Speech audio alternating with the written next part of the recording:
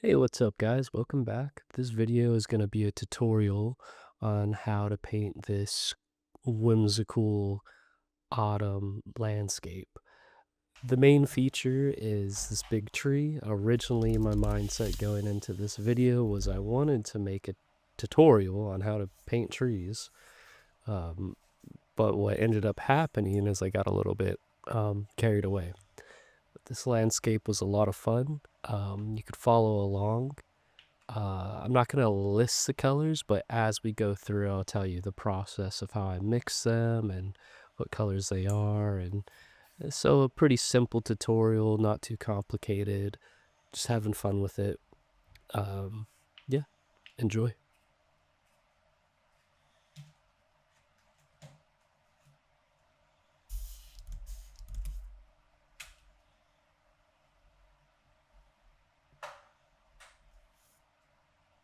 So here I'm mixing up some light blue and some alizarin crimson. It's a light blue, some reds, and the intention is to make this nice purple color. I didn't want a normal blue sky. Sometimes I get into the habit of trying to do the sky and other natural elements totally different color.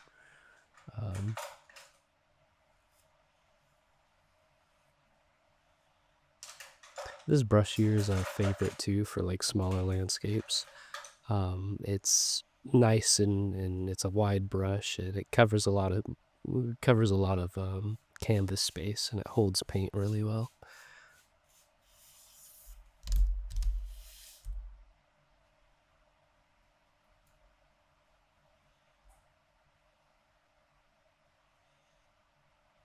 You could see it too before I even lay it on the canvas, what a nice color that is.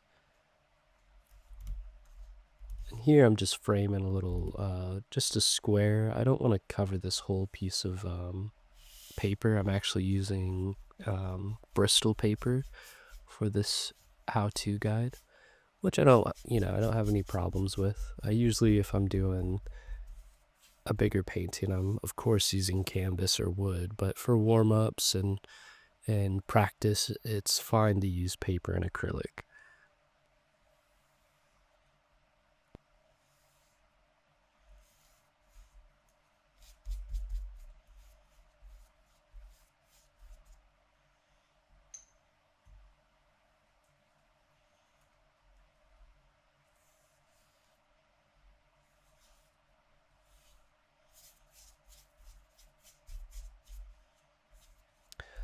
There's going to be some ASMR in this video too. I recorded the background noise as well, so hopefully that's nice and it was the microphone picked it up well enough.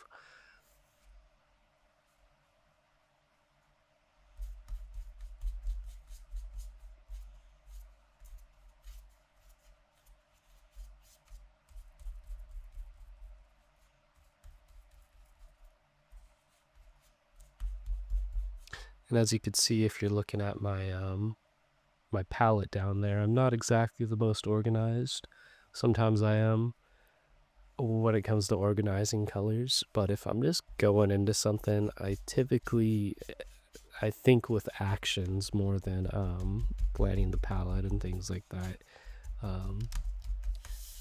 More in commission pieces and things, I get a little more organized, but if I like to use a palette for a long while, and I just like to let it get all covered in different paint, and sometimes they make a nice art piece on their own. So here I'm just starting some clouds in the corner. It's a little different composition wise to split the canvas like a triangle, like a triangle like that, but it makes a nice effect. You'll see in a second here.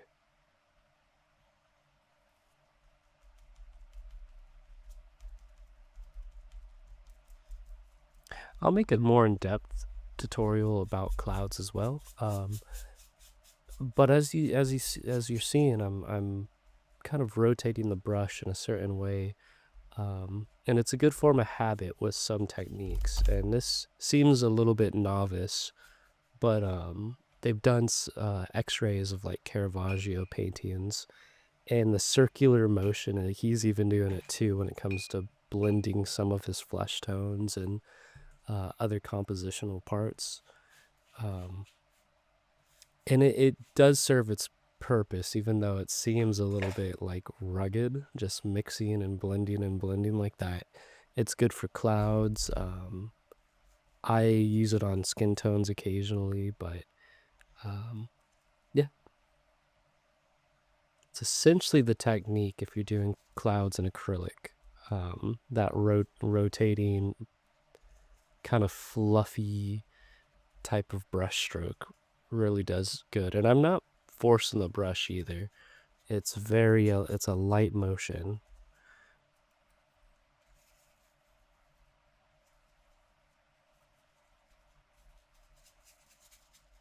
And then all of a sudden it starts to pop. Just add some highlights and it's nice.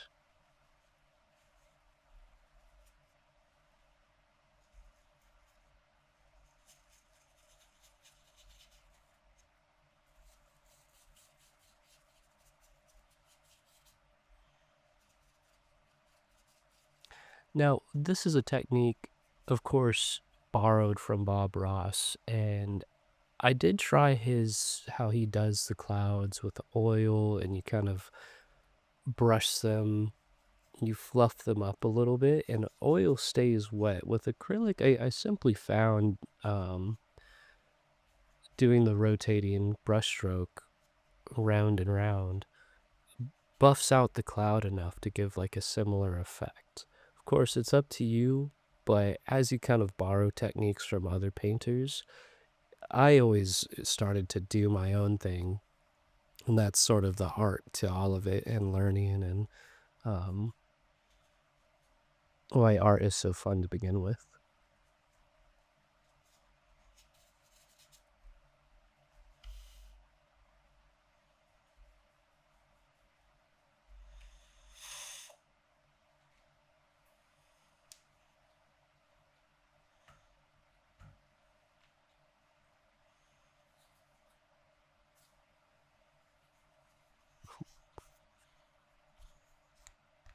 Some more ASMR noises.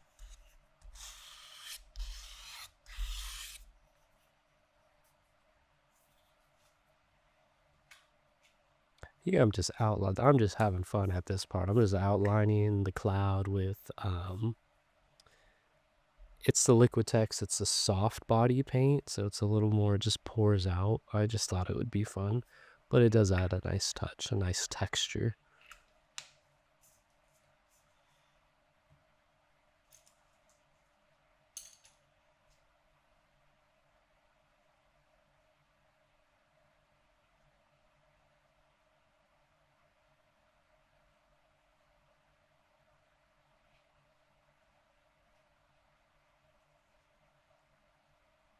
If you're wondering the color of the clouds, that's essentially just what's called is unbleached titanium white. And so you see titanium white a lot, but a thing I like to do is I used unbleached when I do a lot of my mixing with whites, as to not like turn whatever color into chalk. I don't really see this color mentioned a lot, the unbleached titanium, but that's essentially the base for the clouds. Right here, I'm just dotting, adding some stars, adding a big star right there, just to give it that like celestial, spacey look.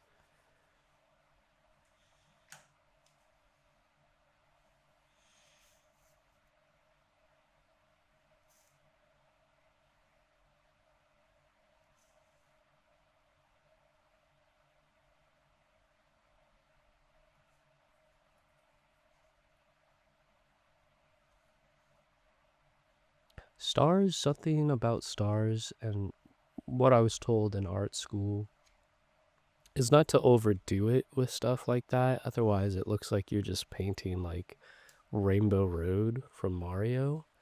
If that's your style, cool. And I personally like never had a problem with that type of art, but like I guess, be forewarned that some of the fine art mindsets people have kind of view it as maybe cliche or just sort of like hippie art, and I'm not one to judge. As long as the art is serving the creator of it, then it's fine. So here I'm showing how to do the tree. And it's very important to use like a lot of paint on your brush. I really load the thing up, and I'm just using a round brush. Actually, it's one of my favorite brushes I've used on almost every painting. It just doesn't want to, just keeps kicking. But it's just loaded up with burnt umber is a color I like to use a lot for trees and in general. And so it's just a thick amount of burnt umber on the brush. And I'm also rolling it. If you could see, I kind of twist the paint off of my brush to get the tree to take the shape I need. This also gives a ton of texture. That only, it starts to layer on top of itself when you add the highlights, and it looks so good. That's how I like to do it, but this is also for trees like in the foreground, in the front of your painting. As you go further back, you don't want to be like, well, you could do whatever you want, but when it comes to distance, you might want to blur them and not add as much texture. For the first initial like branches too, like the bigger ones that branch off the tree, those also stay pretty thick too. I just reduce the brush size on the next, like, as I get thinner and thinner on the trees. So big round brush, then a medium brush for the bigger branches, and then you'll see I use like a burnt umber ink pen to get the really small twigs and things like that. That's what I found works best with acrylic, is switching over to like an ink or a watered down paint when you're doing the smaller branches. It just flows better, it looks nicer.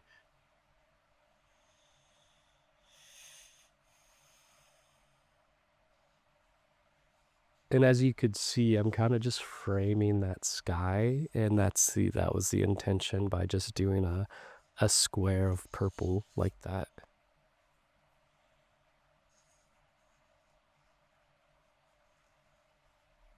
One way to think about trees, and I'm going to paraphrase a quote from Leonardo da Vinci, where he goes, basically every branch from the trunk of the tree gets smaller and smaller.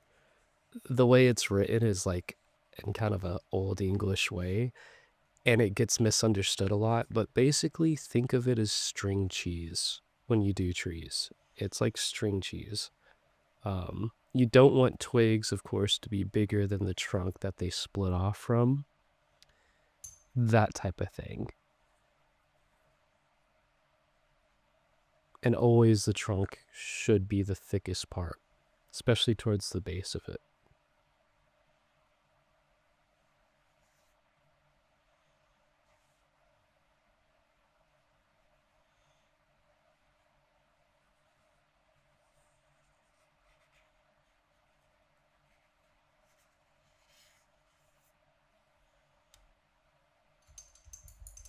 I am also, if you can't tell, trying a different recording method where instead of painting while I'm talking, which usually results in me going a lot and losing track because I'm getting so focused on the painting, I'm recording after the video. So you'll have to let me know how that turns out. I think it's working pretty good so far, though.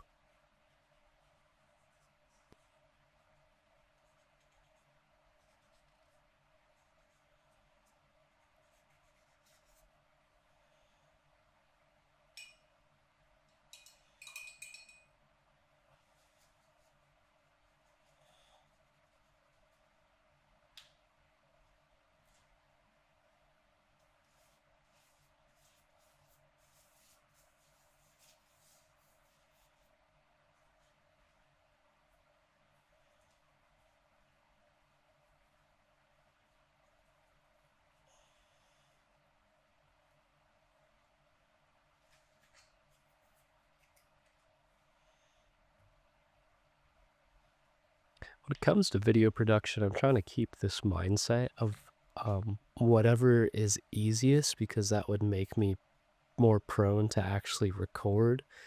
And as long as I have my setup in a way where I could just kind of press start or press record and start, you'll see a lot more videos from me. So here I'm adding the highlights. And you could see it better that I'm rolling the paint off it.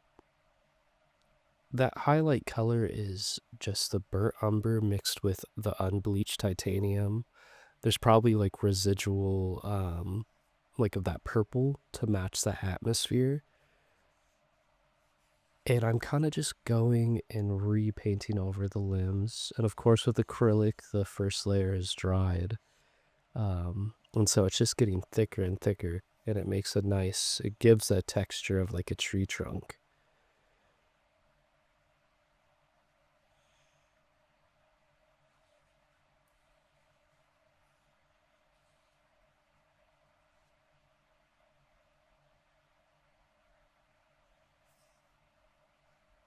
Now, normally in painting, you don't really want to be mixing your paints on the canvas. You want to mix them off it, as it just gives you a better perception of color.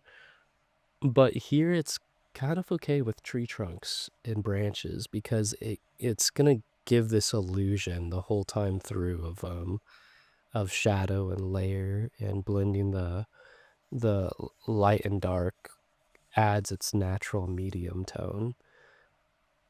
And I said just a second ago about the purple that's still on the brush, or you could see it on the palette down there.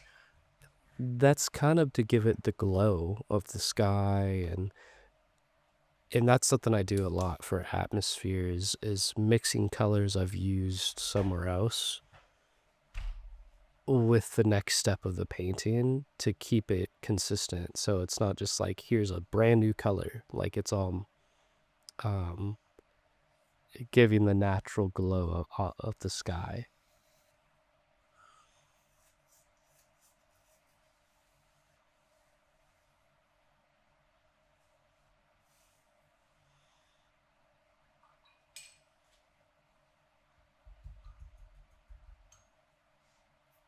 Yeah, this here is the burnt umber.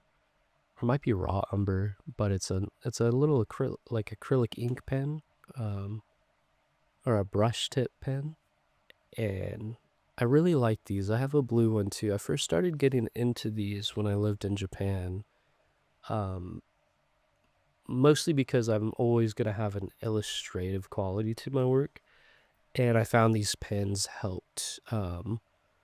help me align things and do like the twigs and the small details and branches how I needed it, because I felt like I would water down paint and it would still be um too light. It wasn't giving me what I wanted. And the answer was acrylic ink.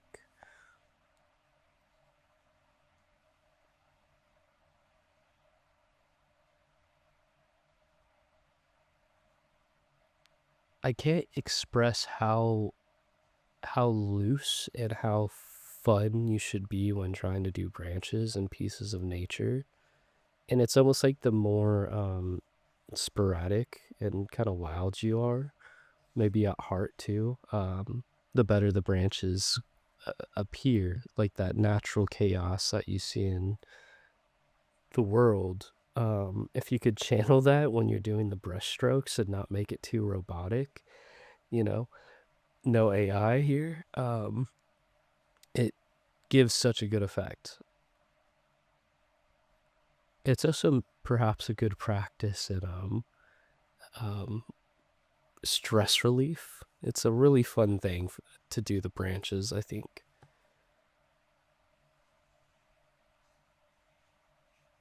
There's a catch. If you get too crazy, it looks haunted.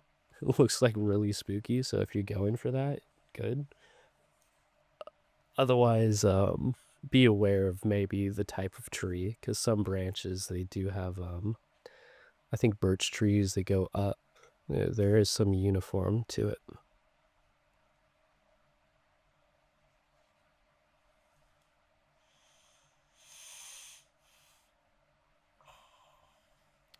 So as you're seeing it, if you wanted to paint a dead tree, then the job's done. Like no leaves, it's winter maybe. Um, yeah, that's a pretty good look. But I'm gonna add a few leaves, a few touches for the season. Now that summer's coming to an end, sadly.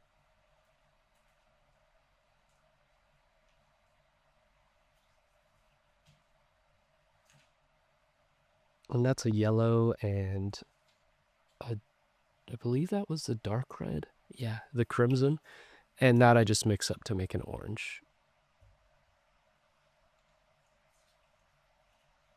I break a lot of rules when it comes to stuff like this because I'll just use orange paint sometimes, or I I love to mix paint, but sometimes I'm also a sucker for finding like rare colors. And that's not always the right philosophy for oil painting, but it's fine. It's acrylic, and you should also have fun.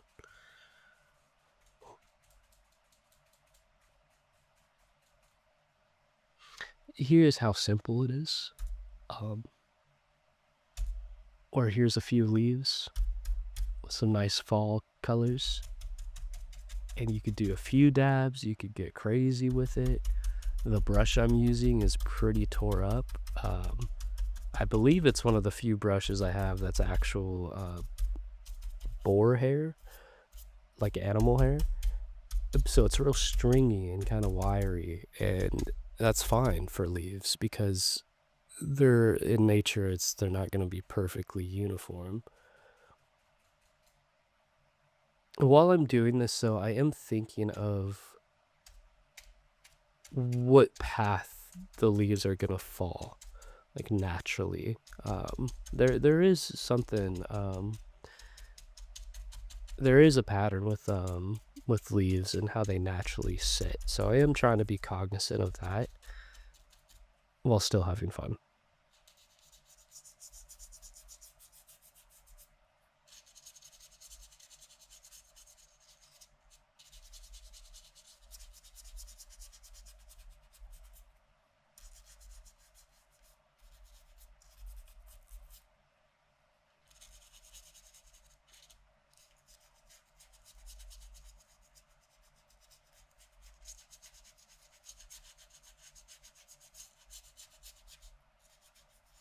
Here I'm just adding the floor of I suppose the forest. I'm just adding the ground layer, the same color as the leaves that have fallen off the tree, and just to give it more of a structure instead of just a tree floating in space.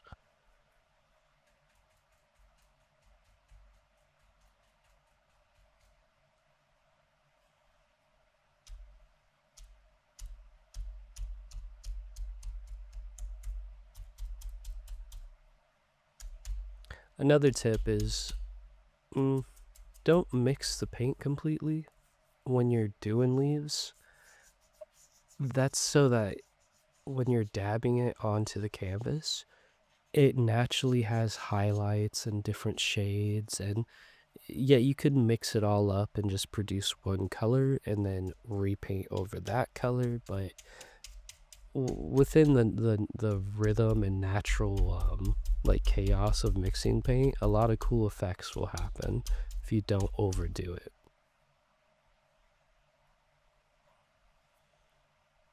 Inversely, like if you feel like you've chosen the wrong color or you're making mistakes, it is possible while you're adding it to like mix it out because of the way it's unmixed, or to buffer things out and to cover it up later. In general, acrylic is more forgiving than it seems. It has a reputation because it's fast drying speed, but it has coverability.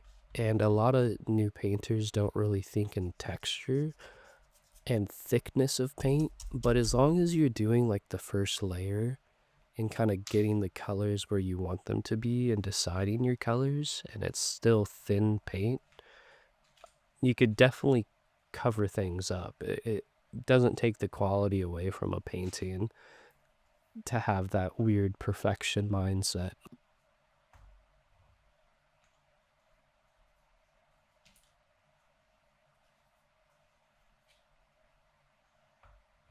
And what I mean more fully too is I've had paintings I thought were terrible up until the last little bit of it, until the last couple layers, and I said that's why I chose those colors and how they complement the color I put over them.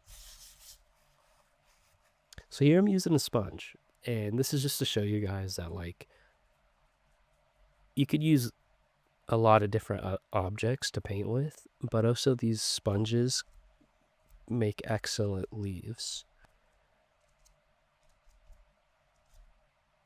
Here it's more unmixed, it's a little more textured, more like an oak leaf, not as soft as the bushes down below. But it's just for funsies. Like, the sponges are a great tool, especially for big paintings, I find, when I'm trying to cover a lot of a big area without it looking too uniform.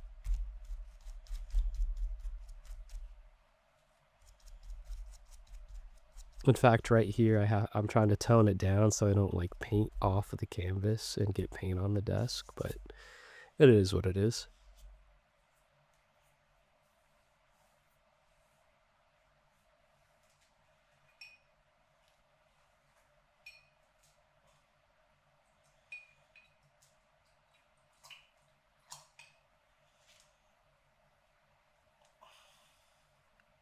Here I'm just going back to some spots that I actually want to soften up.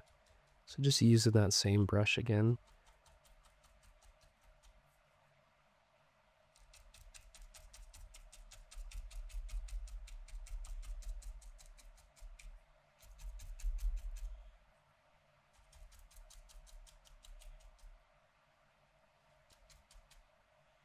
And in terms of artistic flow, and once you get more comfortable with techniques, you're not even really going to be thinking about this stuff. You're going to know what tool to use and when to get what effect you need. And it is a great practice at first to not overthink things, to sort of get the paint on the canvas first.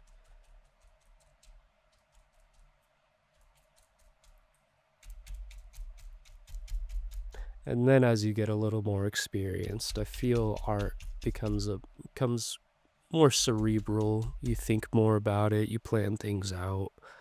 But it's okay to be loose and to be forgiving when you paint, especially.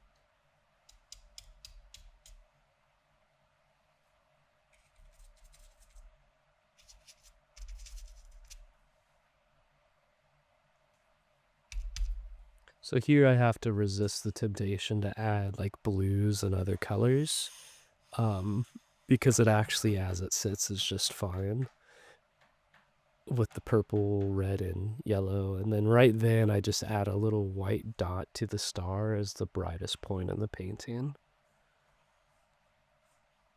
Like pure white, it's easy to underestimate, but it really will make things glow if you save it for the end.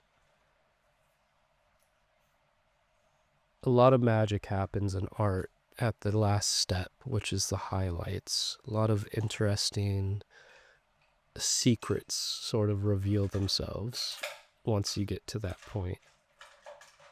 And sort of the trick is getting yourself comfortable enough with a painting to finish it, or get yourself to the point where the magic starts to show up.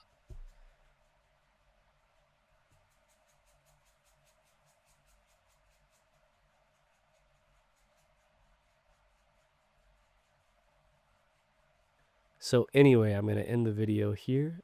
Thank you for watching. Please like and subscribe. It helps a lot. And stay tuned for more videos. All right. Thank you, guys.